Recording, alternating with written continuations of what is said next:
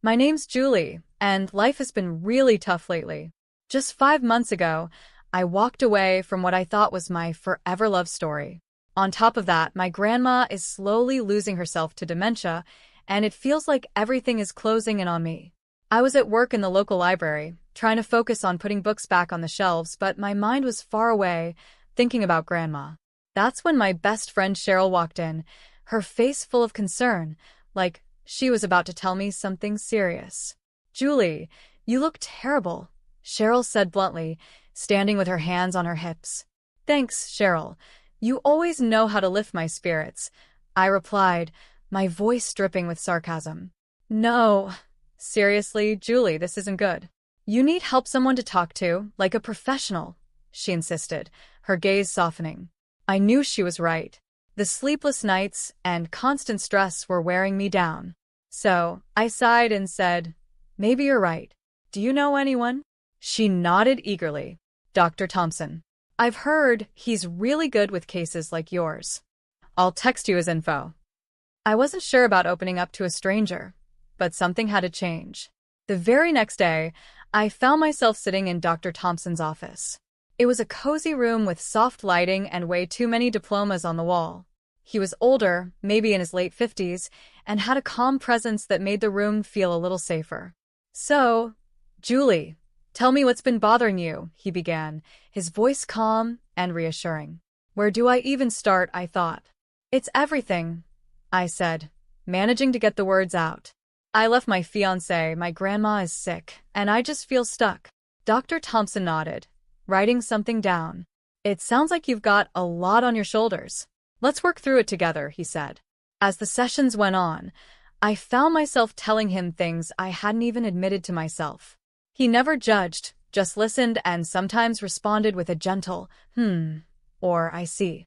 It felt like I was finally letting go of years of bottled-up fear and sadness. One day, after a session, I left his office feeling lighter than I had in a long time. The sun was setting, casting a warm glow over everything, and I actually smiled, feeling a small flicker of hope. That night, as I was heating up some canned soup in my small apartment, my phone buzzed. It was a message from Dr. Thompson, reminding me about a follow-up appointment. I stared at the screen for a while. This guy was becoming my lifeline, and part of me hated how much I needed him. Days turned into weeks, and before I knew it, 3 years had gone by. When I first walked into Dr. Thompson's office, I finally felt like I could breathe again, without the weight on my chest. I even managed to laugh at a joke Cheryl made, and for the first time in a while, it felt real. During one of those lighter moments, my phone rang. The number was unknown, but I answered it anyway. "Hello, Julie, it's Dr. Thompson," the voice on the other end said. I was surprised. "Dr. Thompson? Is everything okay?" I asked, feeling a bit nervous. Yes, everything's fine," he reassured me. "I wanted to talk about your progress and maybe extend an invitation." "An invitation?" I repeated, now curious. "Yes," he continued. "I was thinking we could meet for coffee, outside the office. You've made a lot of progress, and I believe seeing things from a new perspective might help." I hesitated, biting my lip. This felt unfamiliar. "Isn't that against some kind of rule or something?" I finally asked. There was a brief pause. "Well, you're not my patient anymore. I just thought it would be nice to catch up in a more relaxed setting," he replied. Something in the way he spoke made me agree. "Okay, sure. Coffee sounds nice," I said, ignoring the nervous flutter in my stomach. We met at a local cafe the following Wednesday. It felt strange seeing him outside the office, dressed in jeans and a casual shirt. He seemed like a regular guy, almost different from the professional I was used to. "You look well, Julie," he said with a warm smile as he greeted me. "Thanks, Dr. Thompson. I'm feeling better, too," I replied, tucking a loose strand of hair behind my ear. "Please call me James." "We're not in the office now," he said with a light laugh. I nodded, feeling a bit awkward. "Okay, James." Surprisingly, the conversation flowed easily. We talked about all sorts of things. He shared how much he loved hiking and how he always wanted to visit the Grand Canyon. I told him about my new hobby, painting, something I had started as a way to cope. As we sipped our coffee, He leaned in a little, his eyes serious but kind. "Julie, I've watched you grow and overcome so much. You're incredibly strong, you know that," he said. I blushed, not used to such direct compliments. "Thanks. I guess I had a good therapist," I replied with a small smile. He chuckled. "Well, I can't take all the credit. You did the hard work." We kept talking, not even noticing as the cafe started to empty out. It was only when the waiter came to clean up that we realized how much time had passed. "Looks like it's time to go," I said with a smile. I felt a twinge of disappointment as I said goodbye. James stood up and offered his hand to help me. "Julie, I've enjoyed this more than I thought I would. Would you like to do this again? Maybe dinner next time?" I hesitated, feeling a mix of excitement and caution inside me. But when I looked into his kind eyes, I found myself nodding.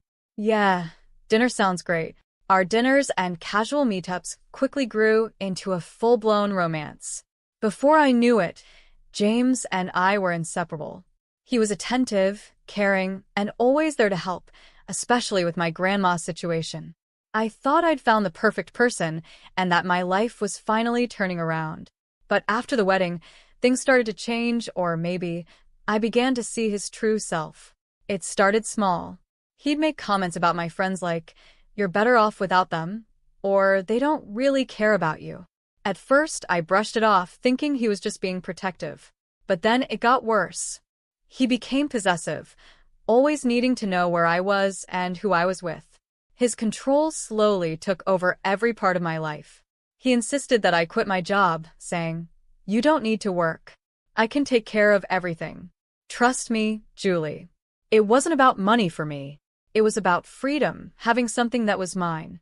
But still, I found myself agreeing, quitting my job, and becoming completely dependent on him. That had been his plan all along. Soon after, the isolation began. He'd check my phone, monitor my calls and texts. "Who are you talking to? Why are you laughing? Tell me," he'd demand, his eyes wild with a frightening intensity. "It's just Cheryl. You know her." I'd stutter, feeling like a child caught in a lie. "Cheryl, huh? She's no good for you. I don't want you talking to her anymore," he'd snap. It was crazy. I felt like I was losing my mind. One day, I couldn't take it anymore. I confronted him, my voice trembling but loud. "I can't do this, James. I can't live like you're my jailer. I need my life back." He just laughed, a cold, heartless sound that echoed through the house. "Your life, Julie? Your life is with me now. And if you even think about leaving, what about your grandma? Without me, she's out on the streets. Remember that." I was trapped.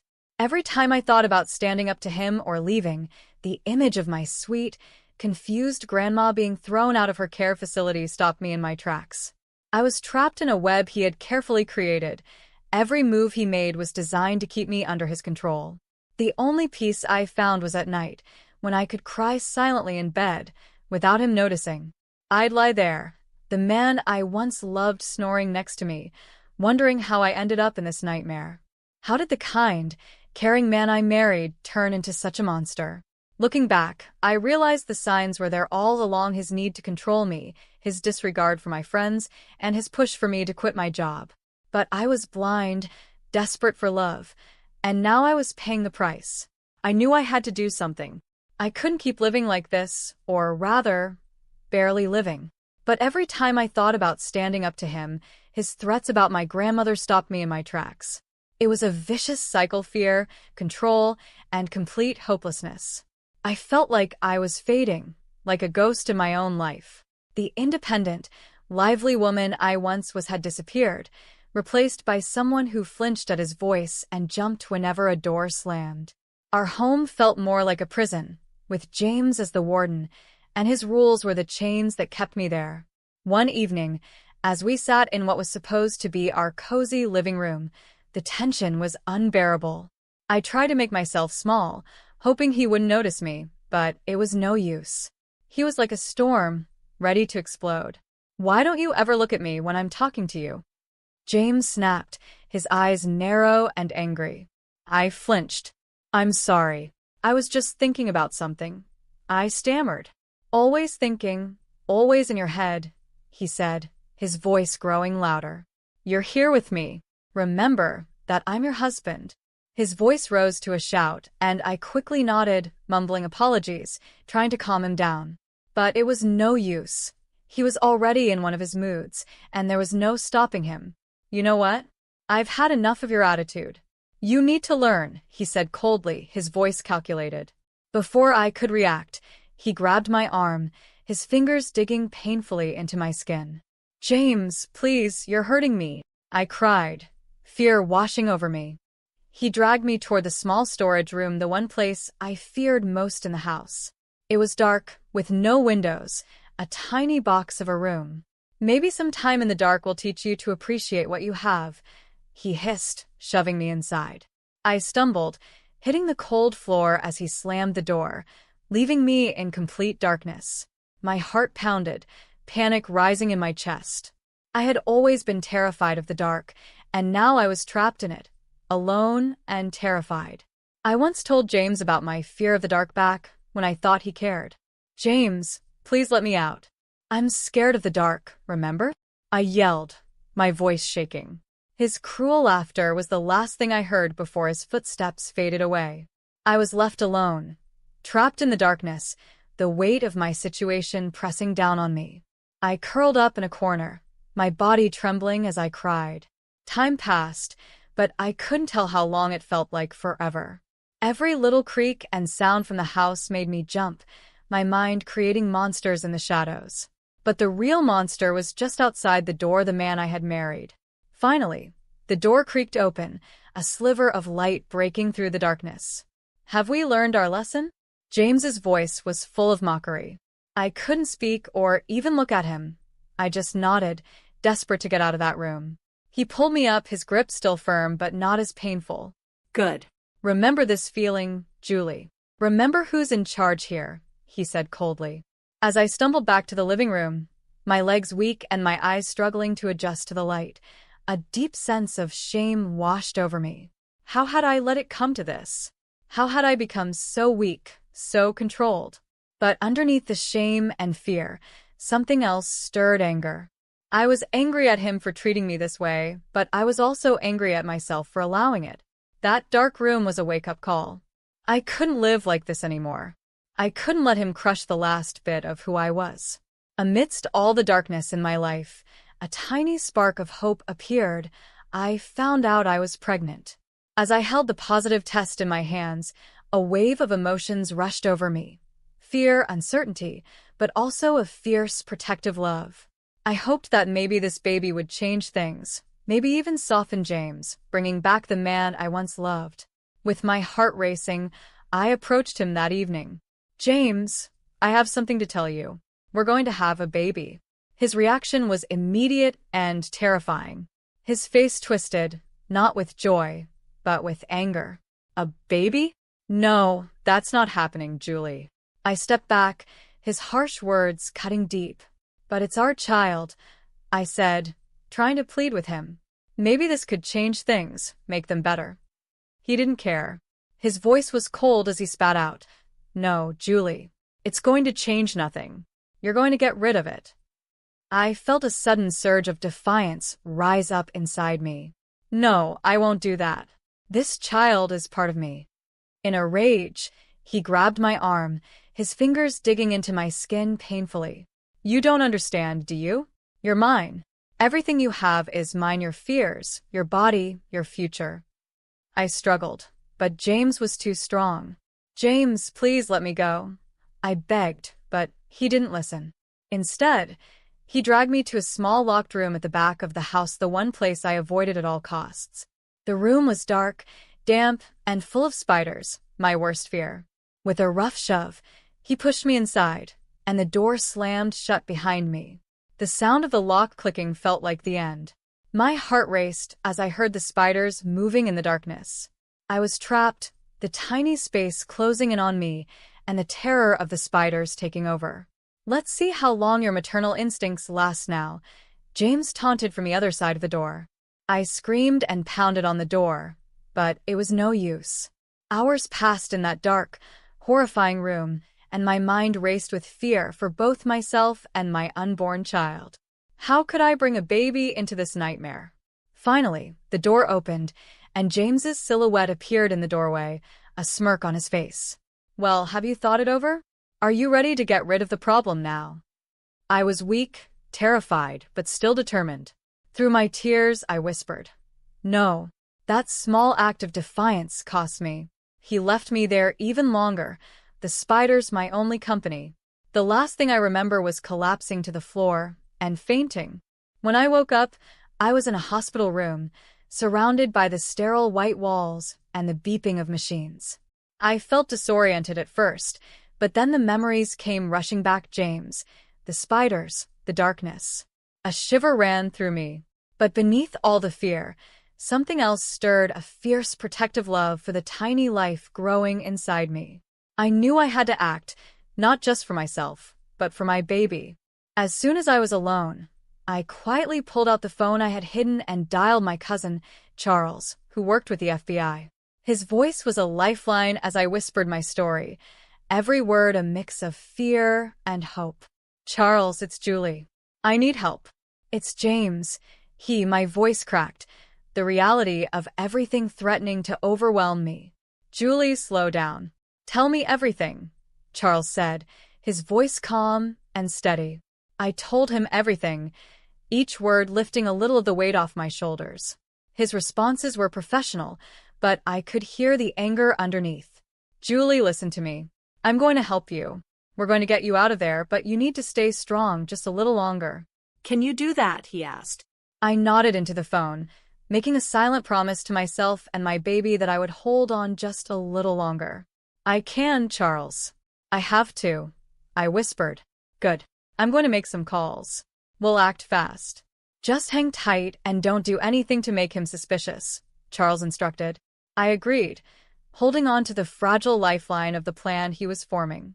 The rest of my hospital stay felt like a blur, doctor coming in and out, whispered phone calls, and every minute stretching into what felt like forever as I waited to be released. When the day finally came for me to go home, a heavy dread settled over me. The house, which once felt like a place of love and safety, now loomed like a monster. Its walls seemed to echo with all the screams and tears from the past months. James was there waiting for me, his presence dark and heavy, filling the room like a storm. I braced myself for what was coming, the confrontation I had been dreading but also preparing for. "Julie," James said, his voice calm in a way that made my skin crawl. "You're back. How is the hospital?" I kept my voice steady, hiding the emotions swirling inside. "It was fine. I'm feeling better," I lied, looking him in the eye with as much calmness as I could muster. He circled me slowly, like a shark sensing blood in the water. "Good, because we need to talk about the situation," he said, his eyes flicking down to my stomach. A sneer curled his lips. I clenched my fists, feeling the baby move inside me. "There's nothing to talk about. I've made my decision." James's face twisted with rage. "Your decision? You think you have a choice here?" I swallowed hard, but stood firm. "Yes, I do. This is my body, my child. I won't let you control me anymore." He let out a cold, humorless laugh. "Oh, Julie, you never learn, do you? I always have control. Always. But this time was different. I had a plan, a lifeline. I just needed to bide my time and play along until I could make my escape." "I'm tired, James. I'm going to bed," I said, turning to leave the room. He grabbed my arm, his grip tight like iron. "You're not going anywhere until we settle this." Just then, the front door burst open with a loud bang that echoed through the house. Police officers rushed in, their badges gleaming, their faces set with determination. "James Thompson, you're under arrest for the abuse and unlawful imprisonment of Julie Thompson," one of the officers announced, his voice cutting through the air like a knife. James's face turned pale, his grip on my arm loosening in shock. "This is ridiculous. She's my wife." "She's lying," he shouted, but I wasn't alone this time. Charles stepped in behind the officers, his face filled with fury. "No, James. You're the liar. We have everything, the recordings, the testimonies." It's over. James's eyes darted around, searching for a way out, but there was none. The officers handcuffed him, reading him his rights as he continued to protest, shouting denials and threats. As they led him away, he met my eyes one last time, his face a mix of disbelief and rage. But this time I didn't flinch. I didn't cower. I was finally free. I met his eyes without flinching, the fear inside me replaced by a strong sense of justice. After the chaos settled, Charles walked over, his expression soft. "Julie, are you okay?" I nodded, tears filling my eyes. "Yeah, I think so. Thank you, Charles. Thank you for everything." He hugged me tightly, a warm, protective embrace. "Always, Julie. Always." The house felt strangely quiet after everyone left. James's shadow still seemed to linger in the corners, but for the first time, I felt peace. The confrontation had been terrifying, but it was the first step toward a new life for me and my child. The world seemed brighter, the air fresher. The chains of fear and control were finally broken, leaving room for hope and a new beginning. With James now facing the consequences of his actions, I could finally breathe and plan for the future. I moved back into my old apartment, and its familiar walls welcomed me. It needed some work, a bit of paint here, a new picture there, but it was mine. As I unpacked a box of old photos and memories, there was a knock at the door. I opened it to see Cheryl, her face lighting up with a wide grin. "Julie, look at you. Free and glowing," she exclaimed. I laughed, the sound light and real. Cheryl, come in. "I've missed you." We sat down, surrounded by half-unpacked boxes, with a pot of coffee between us. "So, what's the plan now?" Cheryl asked, her eyes bright with excitement. I took a deep breath, feeling the weight of her question. "First, I'm going back to work. I need to find my footing again. Then, I'll focus on being the best mom I can be." Cheryl reached over and squeezed my hand. "You're going to be amazing, Julie. And if you need anything, you know I'm always here, right?" I nodded, the lump in my throat making it hard to speak. "I know, Cheryl. Thank you." As days turned into weeks, I found a rhythm in my new life. I returned to work at the library, where the books and quiet gave me comfort. My coworkers welcomed me back with open arms, their support reminding me that I wasn't alone. My pregnancy continued, and each doctor's visit brought a mix of nerves and excitement. Then, on a cool autumn morning, my son was born. Holding him in my arms, everything else faded away. He was perfect, a tiny beacon of hope and love. The legal battles with James were tough and emotionally draining, but I stayed strong, supported by Charles, Cheryl, and my legal team. In the end, justice was served. James was sentenced to spend years behind bars, his threats and control finally silenced. I received a settlement, a sum that ensured a comfortable future for my son, my grandmother, and me. But more than the money, it was the freedom that meant the most. I was no longer tied to a man who saw me as something to control. I was finally free. As my son grew, so did I. I learned to trust again, to laugh freely, and to love without fear. I made new friends, reconnected with old ones, and found joy in the small things. One day, as I watched my son playing in the park, a thought crossed my mind. "We did it, little one. We're really doing it," I whispered, tears of happiness filling my eyes. He looked up at me, his little face lighting up with a big smile, and in that moment, everything